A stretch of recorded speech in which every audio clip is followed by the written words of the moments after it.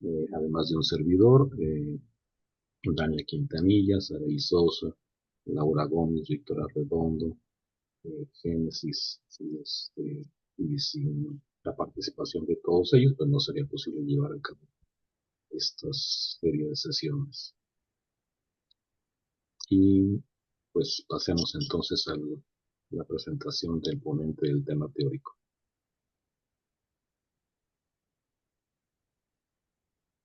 Hola, buenas noches. Bueno, tenemos el gusto esta noche de presentar al doctor Jorge Alberto Flores Real. Él tiene la licenciatura en medicina en la Escuela Médico Militar, especialidad en medicina interna en la Escuela Militar de Graduados de Sanidad, es subespecialista en endocrinología, graduado en el Instituto Nacional de Ciencias Médicas y Nutrición Salvador Subirán, y tiene alta especialidad en enfermedades del metabolismo mineral y óseo en el mismo instituto. Adscrito a la sesión de endocrinología del Hospital Central Militar de la Secretaría de la Defensa Nacional en la Ciudad de México. Le damos bienvenida al doctor Jorge Alberto Flores y pues le damos la palabra para tratar este tema muy interesante, osteogénesis imperfecta. Bienvenido, doctor.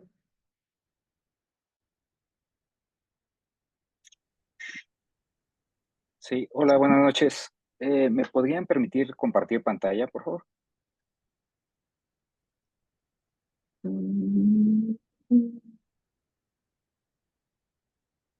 ¿Dónde es? Creo que tú eres anfitrión, estar ahí en hacer coanfitrión se me hace.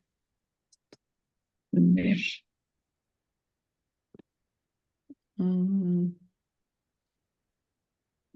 Creo que ya está.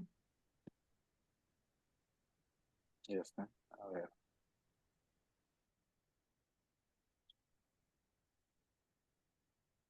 Sí. Perfecto. Muchas gracias.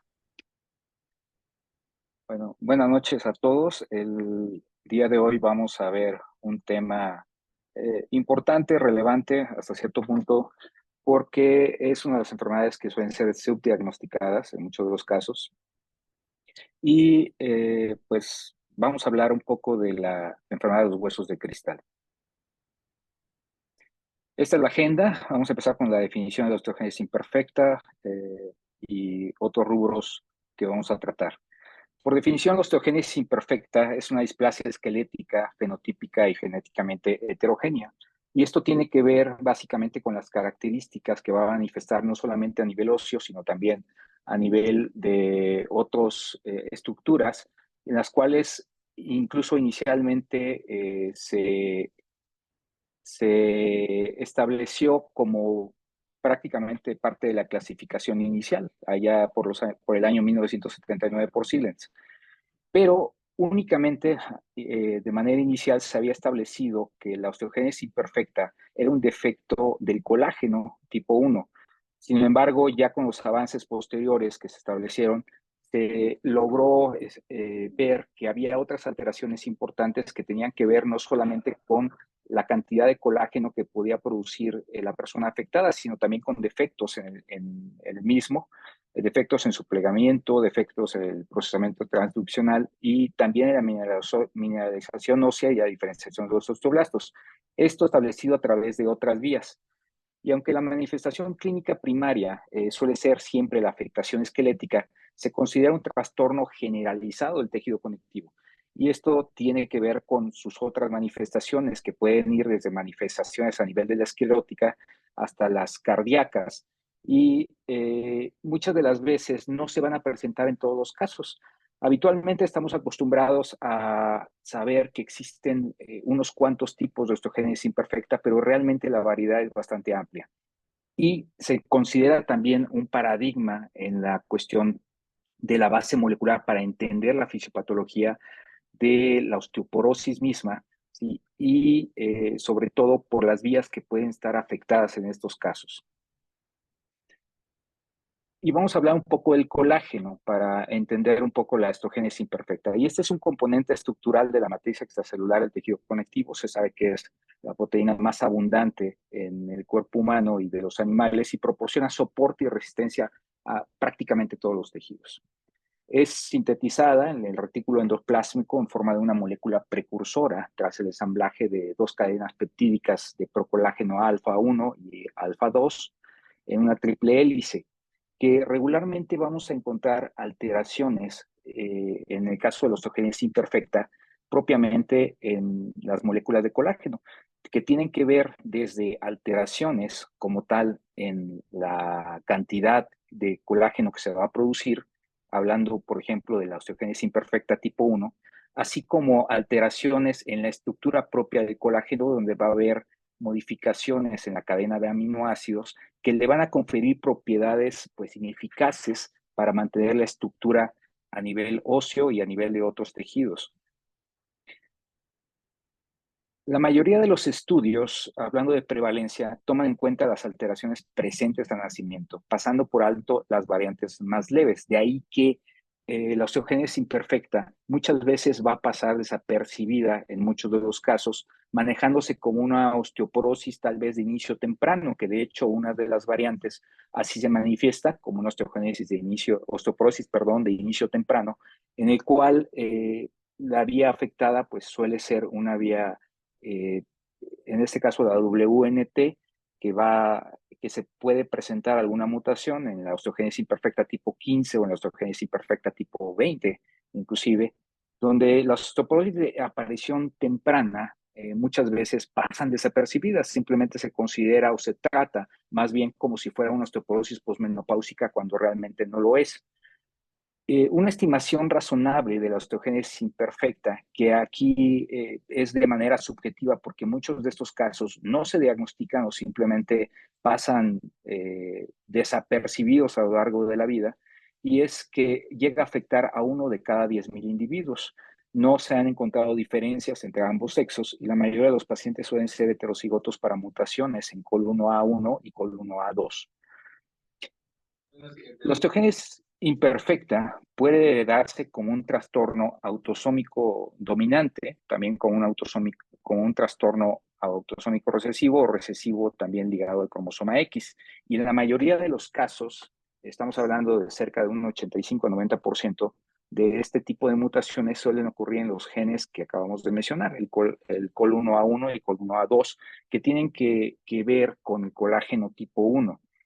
De hecho, esta parte es importante porque si bien se han identificado otras mutaciones que suelen ser menos frecuentes, se sabe que la mayoría de los estudios relacionados al tratamiento son precisamente en este tipo de padecimientos, en los que afectan el colágeno tipo 1, hablando específicamente de la osteogénesis imperfecta tipo 1. Y existe una correlación entre genotipo y fenotipo. De ahí que Silence, hacia el año 1979, planteó una clasificación que era más bien clínica y radiográfica.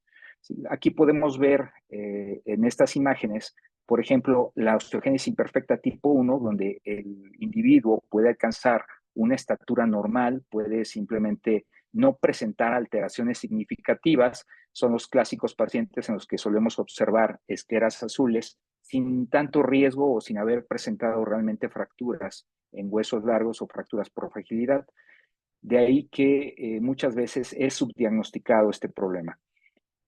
O pacientes en los cuales igual pueden tener la misma mutación, pueden tener osteogénesis imperfecta tipo 1 y tener manifestaciones que van de leves a moderadas, en donde sí observamos no solamente la escoliosis y las deformidades óseas, sino también fracturas, aunque no suelen ser tan evidentes, y continúan muchas veces siendo subdiagnosticadas y considerándose como una osteoporosis posmenopáusica en el caso de las mujeres.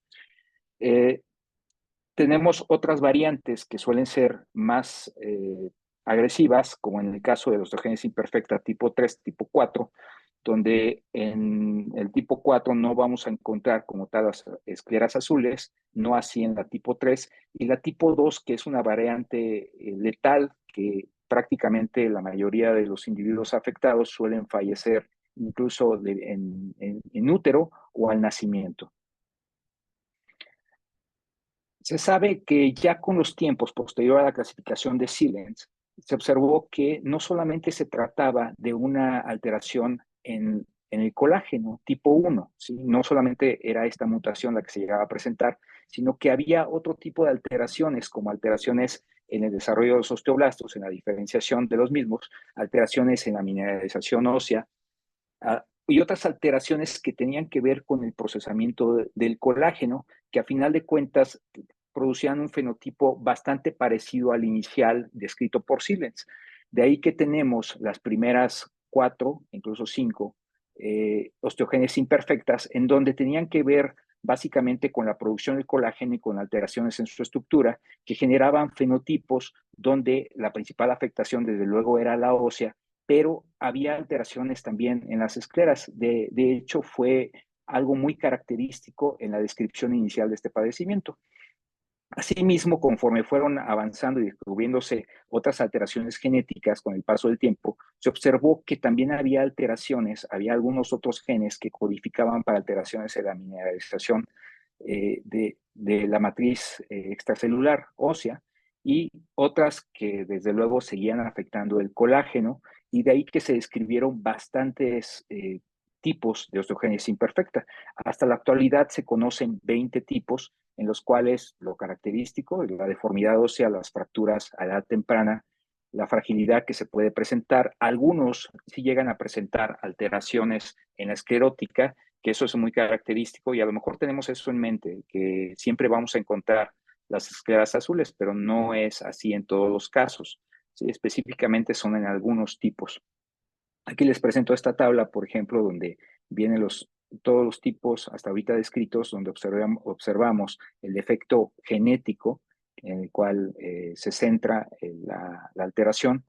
Desde luego, el mecanismo por el cual se presenta esta misma, y el fenotipo que van a presentar, que dicho de paso también es una expresión fenotípica demasiado variable. Hay diversos grados de penetrancia en cada uno de los osteogénesis imperfecta, en las cuales pues no siempre vamos a presentar o observar las mismas características en todos los pacientes, incluso en familias que tienen la afectación. ¿Cómo hacemos el diagnóstico? Bueno, generalmente va a depender de la presentación clínica. Vamos a sospecharlo en pacientes que tengan fracturas en etapa prenatal. Hay pacientes que incluso llegaron a presentar fracturas, ni siquiera al nacimiento, ya en útero ya presentaban fracturas. Fracturas en la niñez, historia familiar de fracturas, que es algo muy importante que debemos interrogar en todos los pacientes que estamos abordando, con alteraciones en los huesos que tengan fracturas a edad temprana, o incluso mujeres en etapa premenopáusica. Y el cribado de la osteogénesis imperfecta se debe iniciar como parte de la evaluación de fracturas inesperadas en lactantes y niños pequeños, y no esperar a que tengan demasiadas. Bueno, me han presentado casos, por ejemplo, en el que resulta ser que hasta los 18 años, ya después de 12 fracturas, como que se les hizo raro que tuviera todo este tipo de alteraciones, y pues ya lo envían como para buscar alguna alteración, no solamente genética, sino desde el punto de vista del metabolismo óseo mineral, que pudiera estar produciendo esta incidencia en las fracturas. De todas las características clínicas, sabemos que las fracturas atípicas es lo que va a prevalecer en estos pacientes. Son fracturas por fragilidad a nivel de columna, a nivel de huesos largos, y son pacientes que característicamente, en la mayoría de los casos, van a presentar talla baja, pero no en todos. La escoliosis es algo también muy característico. Hay deformidades en el cráneo que pueden ocasionar también compresión de nervios craneales, con manifestaciones neurológicas muy variadas. Las escleras azules, que es algo casi definitorio, pero no es así. La pérdida de la audición, la dentinogénesis imperfecta, que también es algo que vamos a observar y es algo que hay que explorar siempre en nuestros pacientes con historia de fracturas, y el incremento en la laxitud ligamentaria y en la piel. Recordemos que el colágeno no nada más va a afectar el hueso, sino otros órganos que desde luego van a manifestar alteraciones pues de leves a bastante severas, que incluso pueden llevarlos a la muerte. La fragilidad ósea y la osteopenia conducen a fracturas muy recurrentes, con ubicaciones atípicas y fracturas con traumatismos mínimos, y en las formas más graves pueden presentarse también fracturas intrauterinas. Como consecuencia consecuencia de las anomalías esqueléticas, estructurales y funcionales, el dolor óseo suele ser una característica muy común en estos pacientes. Al examen clínico vamos a encontrar pues, la deformidad en los huesos largos, vamos a encontrar acortamiento de algunos. Aquí, por ejemplo, vean este producto donde vemos la tibia y el fémur recurvatum. En este caso, igual las extremidades superiores están bastante afectadas.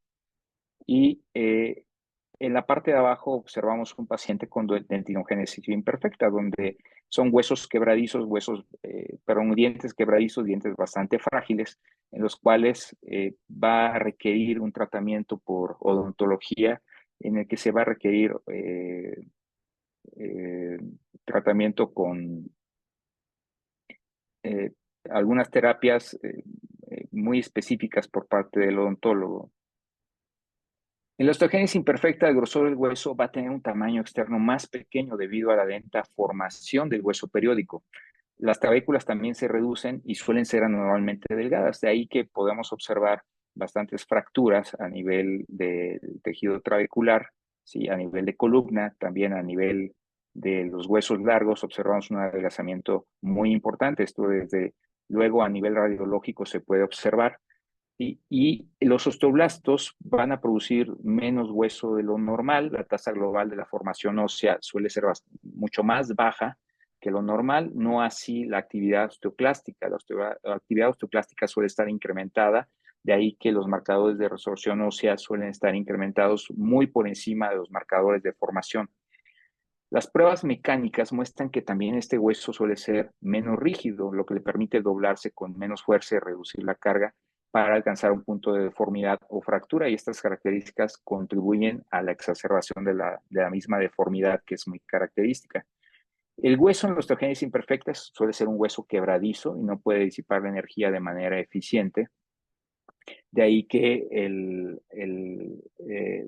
también, como se denomina esta enfermedad, la enfermedad de los huesos de cristal, prácticamente es un hueso constituido por cristal, no tiene manera de adquirir una deformidad que regrese a su posición inicial, con lo cual genera que se rompa. En el hueso sano, la matriz extracelular siempre va a absorber la energía con una deformación progresiva, cosa que no ocurre en la osteogénesis imperfecta. Aquí podemos observar, por ejemplo, huesos bastante afectados, bastante delgados. Veamos lo que decíamos de la cortical, bastante adelgazada, lo cual le permite una deformidad bastante importante. Y no solamente eso, sino que también se fracturan de una manera muy fácil, ¿sí? Asimismo, también son pacientes que tienen una incapacidad permanente para la deambulación y para hacer actividades que se consideran básicas, y son pacientes totalmente dependientes. Veamos, por ejemplo, esta imagen donde observamos la deformidad bastante evidente. Este paciente prácticamente desde etapas muy tempranas empezó a presentar esta deformidad, lo cual pues lo hace totalmente dependiente de los padres. Y algo muy importante también es el manejo ortopédico que se da a este tipo de fracturas. Hay materiales que suelen ser muy específicos para tratar este tipo de trastornos, algo que compete más que nada al ortopedista, sobre todo para mantener la forma inicial de los huesos, evitar esa deformidad que se va a llegar a presentar y mantener la elongación y sobre todo el crecimiento del hueso. Observamos que hay afectación también de los cartílagos de crecimiento a sí mismo, lo cual va a generar la talla baja. Estos son pacientes de la consulta de las unidades de especialidades médicas del metabolismo mineral, donde observamos que este paciente pues, ha tenido fracturas importantes. Es un paciente de 18 años de edad que a esa edad ya ha tenido 15 fracturas en total, que está confinado a una silla de ruedas, que tiene ya deformidad del tórax bastante evidente por las fracturas vertebrales y que al momento no tiene una repercusión respiratoria, pero es algo también muy característico en nuestros pacientes. Esta es otra paciente que si bien es una paciente ya de un poco más de edad, es una mujer de 62 años de edad, que inicialmente fue diagnosticada como una osteoporosis posmenopáusica, De hecho, fue mal diagnosticada porque ella llegó a presentar fracturas desde antes de los 40 años, cuando todavía era en la etapa perimenopáusica, que quejaba dolores óseos y que a lo largo del tiempo fue presentando fracturas incluso que se llegaban a presentar a nivel costal simplemente con el estornudo o con toser. Y observamos la diferencia que hay es en esta resonancia magnética donde aquejaba precisamente dolor lumbar.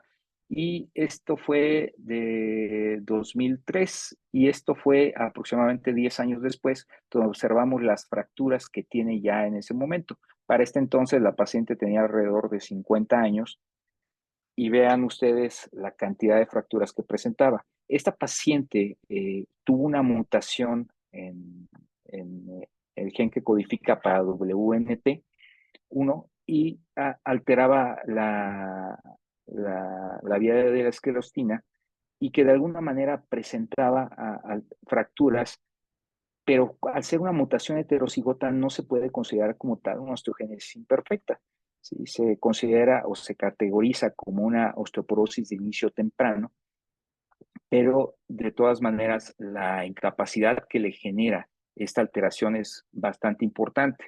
Es la misma paciente que les comento, donde observamos el fémur recurvatum, ¿sí? Las fracturas vertebrales que presenta es la misma paciente, tiene además obesidad, no puede realizar actividad física, tiene otro tipo de alteraciones que desde luego empeoran su estado actual. El tinte escleral suele ser una característica definitoria en la clasificación de Stevens, con escleróticas azules en, en la osteogénesis imperfecta tipo 1 y la esclerótica blanca en la osteogénesis imperfecta tipo 4. Esta es una familia, es la madre, este es el hijo, es el paciente de 18 años que les mostré las radiografías, donde observamos que efectivamente tienen escleras azules. Estos pacientes ya cuentan con la mutación y efectivamente corresponde a una mutación que codifica el COL1A1, propiamente la osteogénesis imperfecta tipo 1. La madre ha tenido menos fracturas que el hijo. De ahí que les menciono, la expresión fenotípica suele ser bastante variable en estos pacientes. Pero el tinte azulado suele ser una característica que va de la mano con el adelgazamiento de la esclerótica precisamente, y esto suele ser muy variable, así que no esperemos siempre encontrarla en todos los casos o esperar encontrar unas escleras prácticamente azules, porque tenemos que verlos a una luz de preferencia natural, una luz del día, para poder identificar esta parte, porque tiene que ver con las longitudes de onda. Asimismo, la dentinogénesis imperfecta. Estos pacientes van a requerir tratamiento de ortodoncia. Este es el mismo paciente que les mostré hace un momento, donde si bien no tiene una dentinogénesis imperfecta, sí observamos que hay una diástasis importante en la cavidad oral. ¿Sí? Este es otro paciente con una afectación bastante grave. Este no es paciente de la consulta, pero sí es bastante severo el desgaste que manifiesta en la cavidad oral. La pérdida de la audición también suele ser algo muy característico y esta puede ser desde una alteración conductual hasta una pérdida neurosensorial. Esta última se observa más bien en la osteogénesis imperfecta en pacientes adultos y realmente no parece haber alguna relación con el tipo de mutación. Los déficits auditivos solo son detectados muchas de las ocasiones por la audiometría en la infancia, de ahí que estos pacientes en los cuales tengamos ya el diagnóstico o incluso sospechemos de osteogénesis imperfecta, sí es conveniente que solicitemos un estudio en el que podamos ver si hay pérdida o no la hay. Puede ser una audiometría, una logoaudiometría con la finalidad de establecer el grado de afectación a nivel de la audición. Las complicaciones cardiopulmonares son la principal causa de mortalidad relacionada a la osteogénesis imperfecta, no así como tal las fracturas, que desde luego van a causar este tipo de problemas de forma indirecta y también directa por la misma mutación, ya que el colágeno hablábamos de que se encuentra prácticamente en todos los tejidos, no es privativo únicamente del hueso. y podemos observar que de manera indirecta se puede presentar fracturas vertebrales con una escoliosis bastante importante que van a contribuir a una enfermedad pulmonar restrictiva con dificultad no solamente para respirar, sino incluso para toser, para cualquier ejercicio pulmonar que podamos nosotros intentar con el paciente. Y las características esqueléticas y la inactividad asociada al uso de silla de ruedas van a predisponer a neumonías. Finalmente, esos pacientes se infectan, broncoaspiran y terminan siendo intubados, ¿sí?, para mantener la ventilación. La función pulmonar debe comenzar a evaluarse desde la infancia, no únicamente en la etapa adulta. Claro, desde luego cuando se diagnostican. Esta es la paciente de osteogénesis imperfecta tipo 15 o con una variedad heterocigota o una osteogénesis, o una osteoporosis de inicio temprano, en el cual podemos observar que ya tenía fracturas vertebrales que ocasionan ciertas restricciones. La paciente, de hecho, es oxígeno dependiente, tiene SAOS, ¿sí? Al momento ha tenido acortamiento del cuello y ya tiene deformidad del tórax. Este es el paciente que les mostré hace un momento de osteogénesis imperfecta tipo 1, ya con la mutación positiva, en el cual igualmente ya cuenta con fracturas vertebrales. Podemos observar ya las lesiones en cuña en las vértebras torácicas que ocasionan una cifosis importante. Asimismo, también tiene datos de escoliosis que van a generar la deformidad con restricción para la ventilación, una disminución de la capacidad pulmonar que a final de cuentas le va a conferir complicaciones. Este paciente aún no tiene uso de oxígeno. El colágeno tipo 1 va a representar el 75% del total colágeno en el miocardio. Ese es un dato importante, de ahí que estos pacientes pueden desarrollar también complicaciones, sobre todo en corazón derecho, generando con ello también una insuficiencia cardíaca con el paso del tiempo. La anomalías valvulares también suele ser algo muy frecuente. En adultos la dilatación de la raíz aórtica se informa con frecuencia también e hipertensión arterial, que puede ser otro dato. La mayoría de los adultos tienen una pérdida de visión funcionalmente significativa relacionada con el déficit de la conducción, ya déficit conductivo o una hipoacusia neurosensorial. Y dentro de los hallazgos bioquímicos que vamos a encontrar en estos pacientes relacionados a esta enfermedad, pues pueden encontrarse niveles elevados de la fosfatasa alcalina, en el caso de la osteogénesis imperfecta tipo 6, la hipercalciuria, que suele ser frecuente en niños con osteogénesis imperfecta, y su magnitud parece reflejar la gravedad de la misma enfermedad ósea. Los marcadores de formación ósea, esto lo mencionamos al principio, suelen estar bajos, pero los de resorción suelen estar altos, o incluso podemos encontrar estos hallazgos prácticamente dentro de parámetros normales, ¿sí? El diagnóstico diferencial, siempre hay que pensar en otras posibilidades diagnósticas y dentro de ellas, tomando en cuenta que esto empieza desde edades muy tempranas, podemos pensar en un abuso infantil, en raquitismo hipofosfatémico, en osteomalacia, en osteoporosis idiopática juvenil, en hipofosfatasia, que son trastornos desde luego más complejos y más raros de observar.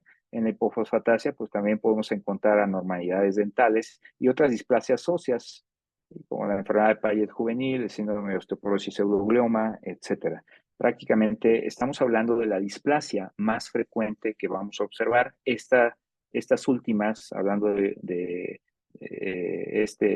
estas mencionadas, suelen ser todavía más raras. Entonces, tendríamos que descartar primeramente la osteogénesis imperfecta.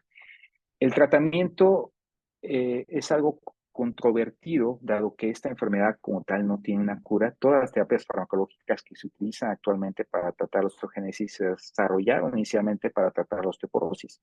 Y su objetivo es afectar favorablemente la remodelación ósea, aumentar la formación ósea, al reducir la resorción de la misma o ambas cosas. Casi todos los datos de eficacia terapéutica se han basado en individuos con las formas más comunes. Mencionábamos al principio que casi la mayoría de los pacientes corresponden a una osteogénesis imperfecta tipo 1. De ahí que la mayoría de los tratamientos sean o hayan sido probados en este tipo de pacientes, ¿sí? Pero las vías por las cuales se puede presentar estas alteraciones son diferentes, son distintas, de ahí que haya una amplia variabilidad en la respuesta que vamos a obtener con cada uno de los fármacos.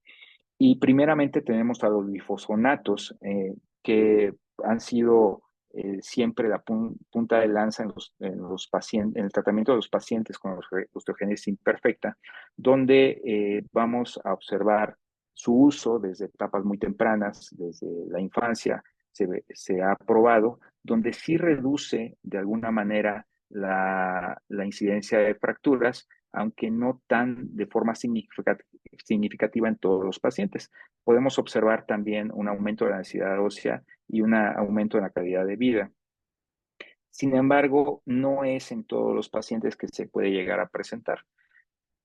Aquí, por ejemplo, tenemos las respuestas que se tuvieron en diversos estudios en su uso, donde se probaron algunos y podemos observar que tienen mayor ganancia en lo que es la columna, muchas veces por sobre la cadera, y no todos impactan realmente en la incidencia de fracturas. Podemos observar que efectivamente hay un incremento en la densidad mineral ósea, pero no así en la disminución de las fracturas. Estas pueden persistir a pesar del uso de los bifosfonatos. Y una de las complicaciones o de las dos complicaciones que llega a presentar los bifosfonatos y que pueden ser severas, graves, sí, es precisamente la osteonecrosis mandibular, que es el terror de todos los odontólogos, y las fracturas atípicas de fémur, que estas suelen ser muy raras en los pacientes con osteoporosis posmenopáusica, donde aproximadamente se presenta en 1% en pacientes con cáncer y que están en tratamiento con bifosfonatos, y en pacientes con osteoporosis pues suele ser extremadamente raro, tan raro como salir ahora en temporada de lluvias y que de alguna manera nos impacte un rayo. Y sin embargo, en estos pacientes de osteogénesis imperfecta, dada la cantidad y que suele ser un poco más prolongado el tratamiento que se suele utilizar en ellos, se esperaría que observáramos más riesgo de estas complicaciones, pero no ha sido así. Mucho tiene que ver también el hecho de que estos pacientes, al tener como más observación en el seguimiento y tratamiento de la dentinogénesis imperfecta, pues de alguna manera tienen más cuidado en la salud oral, lo cual impide el desarrollo de esta complicación. No así en el caso de las fracturas atípicas de fémur, donde sí se ha observado la presencia de estas fracturas a nivel diafisario con el uso de los bifosfonatos. Aquí tenemos imágenes de la osteonecrosis mandibular, que como les digo es el terror de todos los odontólogos, a tal grado de que pues, ya no quieren realizar alguna extracción, realizar la colocación de algún implante por el simple hecho de estar los pacientes con este tratamiento. El teriparatide tiene efectos osteoanabólicos también en pacientes postmenopáusicas, ya bastante conocidos, sí tienen bastante ganancia ósea, de ahí que se empezó a usar en pacientes con osteogénesis imperfecta. ¿Y qué es lo que observamos? Bueno, realmente los marcadores de remodelación fueron muy similares, resorción y de formación ósea fueron muy similares tanto en los pacientes con osteoporosis como en los pacientes con osteogénesis imperfecta. No hay realmente alguna diferencia significativa en ambos. Y se ha asociado un incremento también en la ganancia ósea, sobre todo a nivel de columna. Los efectos esqueléticos fueron observados en pacientes principalmente con osteogénesis imperfecta tipo 1, no así en formas más graves. Por ejemplo, en uno de los estudios que se menciona, fueron pacientes con con osteogénesis imperfecta tipo 1, 3 y 4, donde se observaron los mejores resultados fue en la tipo 1, donde básicamente el problema principal son defectos cuantitativos del colágeno, donde hay una escasa cantidad, se reduce la producción cercana a un 50%, a diferencia de aquellos en los cuales tenían alteraciones en las características del colágeno. ¿Sí? Eran alteraciones cualitativas que de alguna manera no impactaba el tratamiento anabólico con teriparatide. De ahí que los marcadores de remodelamiento básicamente se mantienen constantes. La ganancia ósea sí tiende a ser significativa en estos casos. ¿Sí? Son pacientes que fueron sometidos a tratamiento por básicamente 18 meses. Recordemos que el tratamiento con Forteo está autorizado para 2 años y podemos observar la ganancia que se generó tanto a nivel de columna como a nivel de otros huesos, como en el caso del fémur. Y también un impacto en la reducción del riesgo de fracturas. Asimismo, el denosumab, que sabemos que es un inhibidor del ligando de RANK, lo cual va a inhibir la diferenciación y activación osteoclástica y con ello pues una disminución en la resorción ósea. Sin embargo, este fármaco, en el caso de la osteogénesis imperfecta, que a diferencia de la osteoporosis sí ha probado mejorar bastante el riesgo de fracturas o disminuir bastante el riesgo de fracturas, como lo hizo en el estudio Freedom a 10 años, eh, no se han observado los mismos resultados en las situaciones de osteogénesis imperfecta. Los hallazgos son un poquito contradictorios, dado que en algunos casos sí ha logrado reportarse una ganancia ósea importante, no así en muchos de los casos. Entonces, a final de cuentas, la efectividad y la seguridad del uso del denosumab en pacientes con osteogénesis imperfecta aún no ha sido probado del todo. ¿Sí? Cosa rara porque es uno de los fármacos que en la actualidad, pues en la terapia secuencial que manejamos en osteoporosis, pues es de las primeras opciones posterior al uso de anabólicos en algunos casos y no se ha empleado en este tipo de padecimientos, lo cual pues deja bastante área de oportunidad para poder emplearlos en pacientes que ya una vez diagnosticados y con riesgo de fractura, pues podamos ayudarles. Y el uso del romosozumab, que sabemos que es un anticuerpo monoclonal que va a inhibir la esclerostina, aumentando con ello la formación ósea y disminuyendo la resorción ósea, que está aprobado para el uso de osteoporosis posmenopáusica. Sin embargo, hay muy poca información del uso de este fármaco en la osteogénesis imperfecta y en los únicos en los cuales se ha empleado, que de hecho encontré únicamente 2 reportes de caso, ni siquiera son series, en 2 reportes de caso, donde si hay mejoría únicamente se ha empleado en tipo 1, donde vemos las ganancias óseas que generó.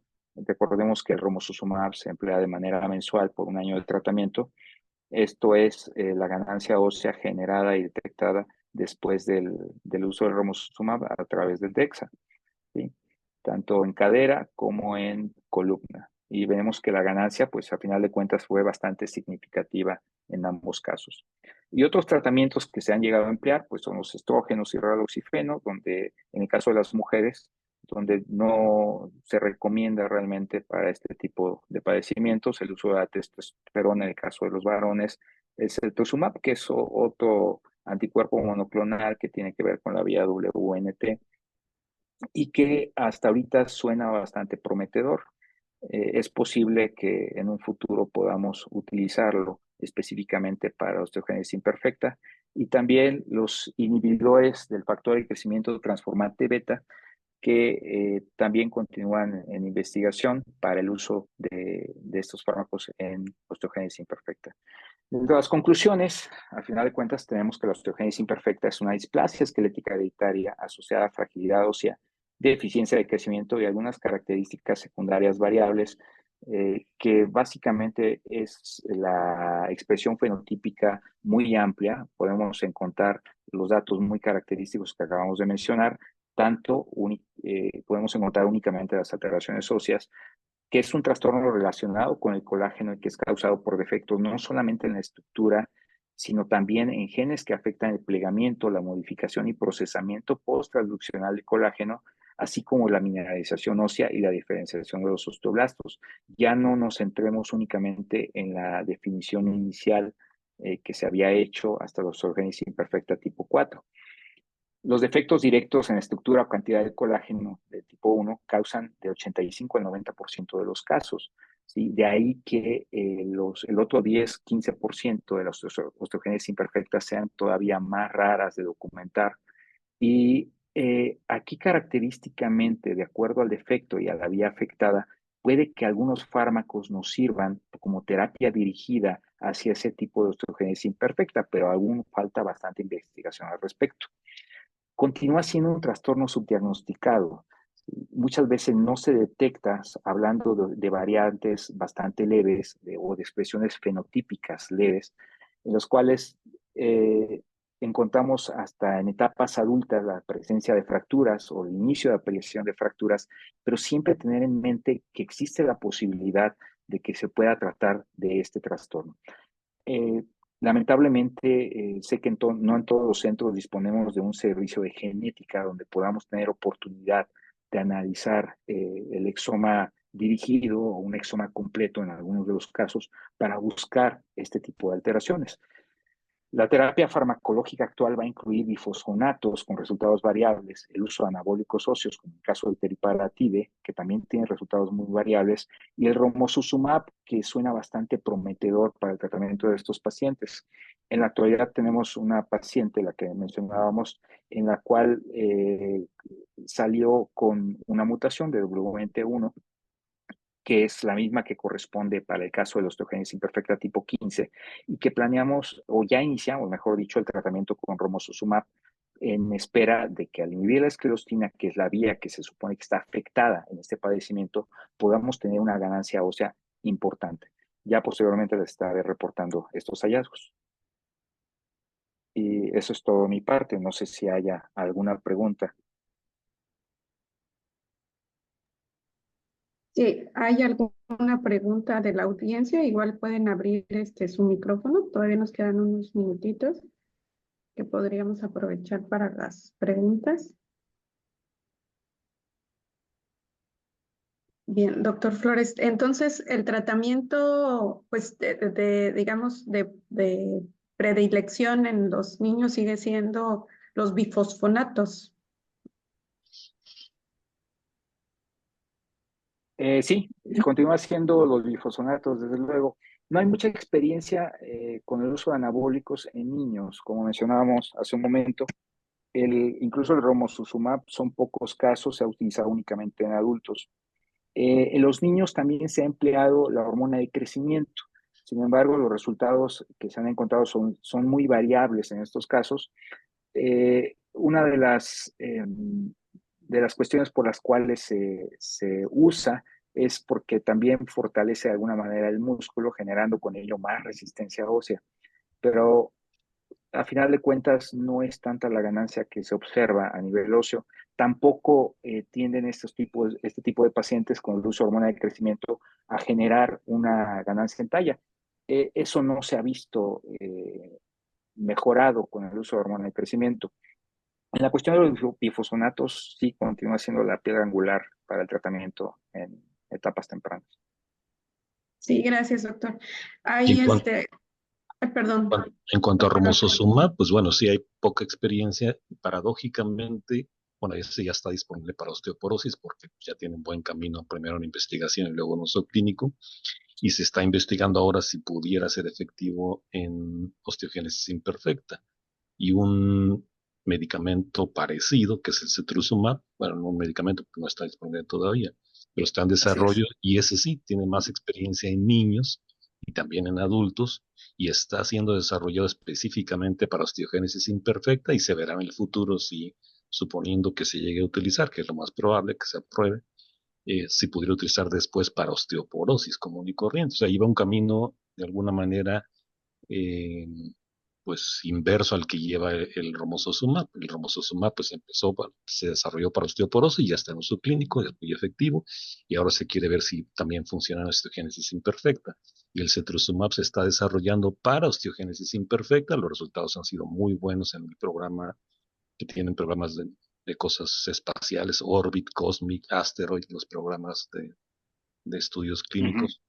Y si llegan a aprobarse, que es lo más probable, después se investigará si también sirve para osteoporosis posmenopáusica, que lo más probable es que también sirva, como lo hace el romosozumab. Bien, doctor, lo Sí, felicitan por su plática, y preguntan, el doctor José Daniel Llanas, ¿a partir de qué edad se pueden iniciar los bifosfonatos?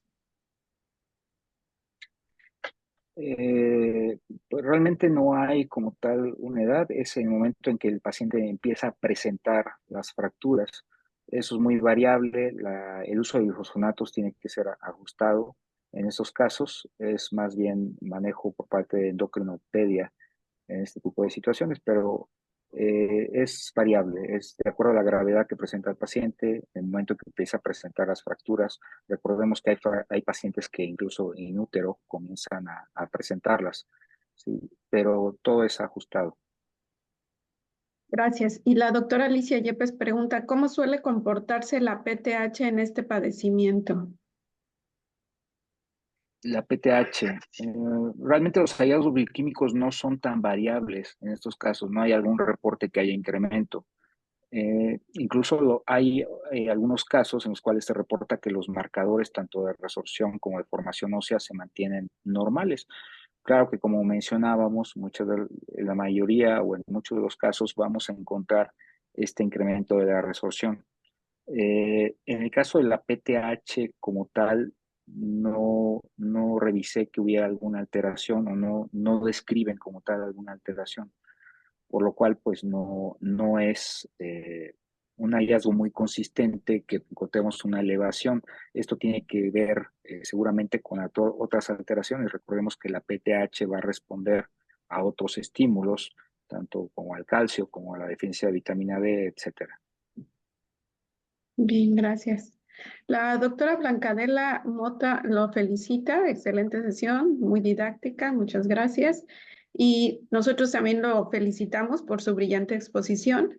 Y bueno, los invitamos a que si hay más preguntas, las pueden poner en el chat y